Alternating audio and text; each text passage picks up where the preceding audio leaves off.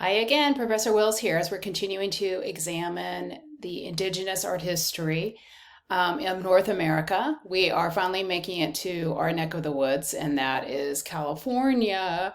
I'm happy to take you on a virtual road trip as we examine three locations that are known for prehistoric indigenous art, all in Southern California. And then we are going to, of course, review key concepts, and I'll provide an introduction to California and its very complex indigenous history. It's the number of tribal groups here is as varied and numerous as you see in many parts of the United States. So again, it's important not to generalize and describe these peoples in a broad stroke way.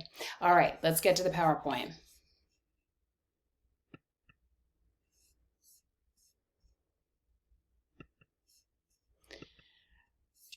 All right, so we are finally pivoting out of the Great Plains, heading into that part of the world that's straddling the Great Basin and California, which actually this region takes you up to Oregon. And what you find, of course, as you may have gone on a road trip through California, is you have a diverse ecosystem. In the north, there's an abundance of rain and water and access to rivers and oceans. That benefits those peoples who live in Northern California or along the coastline. Other locations, of course, whether it's the mountains or the deserts, find that they are attempting to grow food and practice animal husbandry, but also a number one crop and source of sustenance for indigenous Californians was the acorn, which takes a fair amount of processing. It's not something you can pop in your mouth and chew. There are over 90 different tribal groups in California, each with over 60 different languages at the height of the indigenous world here. And their art goes back quite a ways to prehistoric times, some 9,000 years ago in the case of the Mojave Caves we'll look at, and the geoglyphs, where we'll begin, also dating from 3 millennia ago. Later on in another Canvas lesson, we'll get into the basket making tradition of California, of which it is world famous.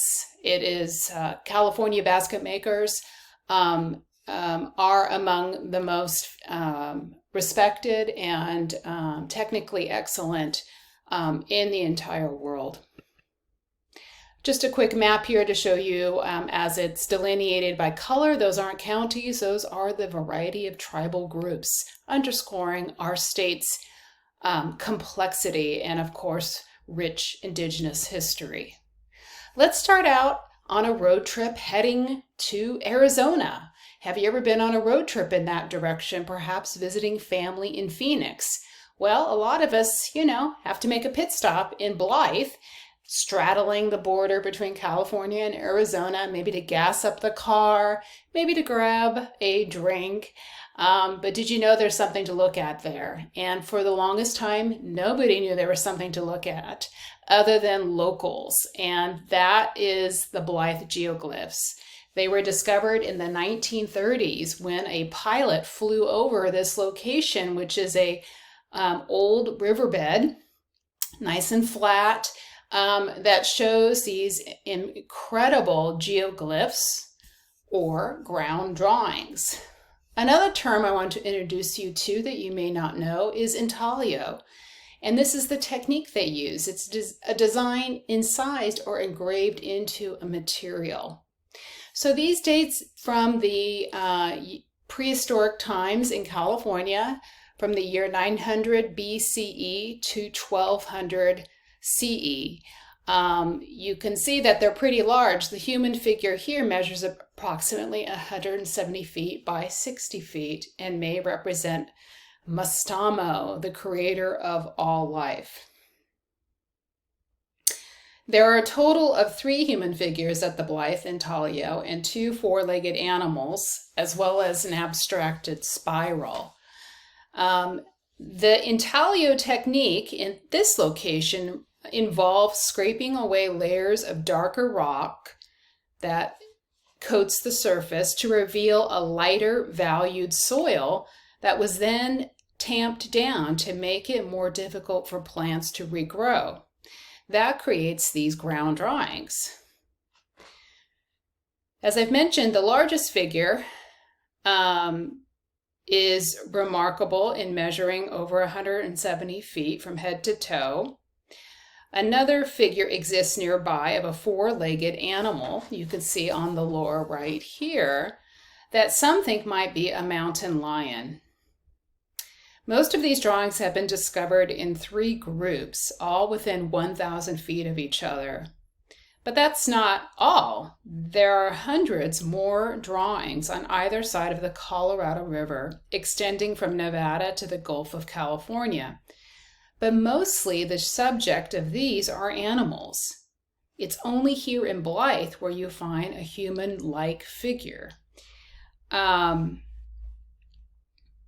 again, this figure may relate to a mythological being, kind of like a god or creator of all life.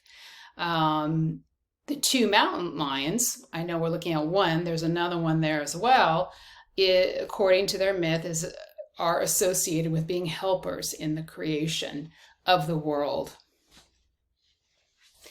Let's hop back in the car on our virtual road trip and head in a different direction. So we are going to head in a way that takes us, let's see, it would take us then west and a little bit north, maybe up the Highway 395 to Ridgecrest. And it's there that you find petroglyphs. And those are, as we've met before, are another kind of rock drawing. There are myriad rock surfaces and caves in this location, forming this Caso Rock Art National Historic Landmark. Oh, here we go. Sorry, I had to pause the video while my dog barked at the mailman. Continuing here in Ridgecrest, there are a multitude of these petroglyphs to be seen there. And a good thing is that there is a naval air weapons station, so a military site that's off limits to the public, except for once a year in the fall, where you can get a tour during the Ridgecrest Petroglyph Festival. That is preventing them from being overly visited and damaged by sightseers and tourists. But like we've seen in Australia, for instance, you can see it's a mix of figurative art and abstract shapes. There's familiar animals to the region, like the bighorn sheep that you see here. Also depicted are deer, canine-like creatures, feline, perhaps mountain lions again, birds and people.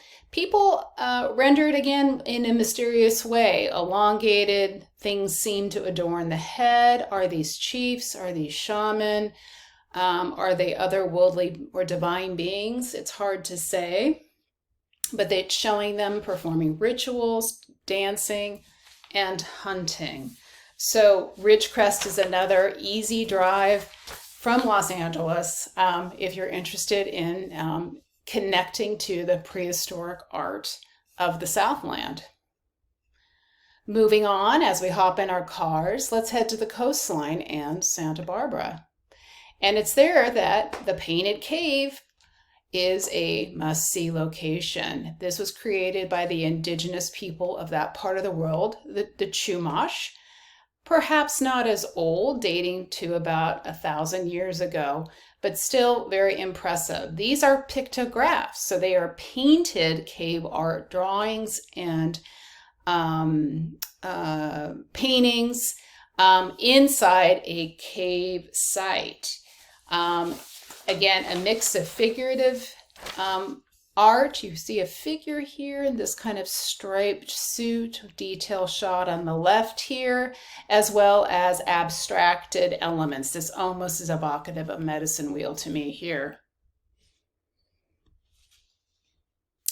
There are pictographs and petroglyphs up and down the state, but this is really the best example of a pictograph of pictograph art in Santa Barbara. Again, using natural pigments like we saw in Australia. There are elements that could connote celestial bodies and divine beings. And it's believed that a shaman, a religious specialist who mediates between the living world and that of the spirits, likely made this art and spent time in these caves as a kind of retreat, summoning special powers, performing rituals, and contemplating the cosmos, ultimately with the goal of benefiting the Chumash community. Also included among the animals, though not easily seen in these images, are frogs and snakes as spirit helpers. And that's certainly something we've seen done in other cultural instances in this class as well, most recently in Mesoamerica. So I hope you enjoyed our virtual road trip to look at the prehistoric art of California. Thanks for joining me.